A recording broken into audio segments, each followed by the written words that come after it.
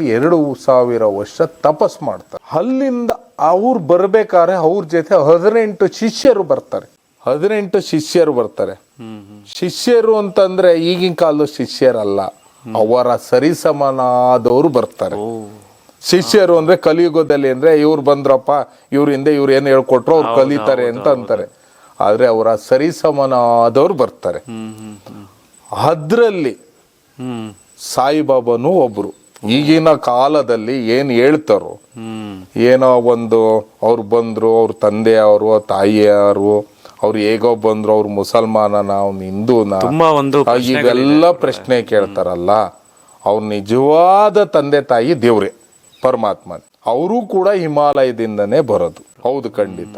ನಾನಾ ಜಗತ್ತಲ್ಲೇ ನಾನಾ ಕಡೆ ಎಲ್ಲಾ ಕಡೆ ಅವ್ರು ಏನ್ ಮಾಡ್ತಾರೆ, ಹಿಮಾಲಯದಲ್ಲಿ ಬಾಬಾಜಿ ಬಂದು ತಪಸ್ಸು ಕೂರ್ತಾರೆ.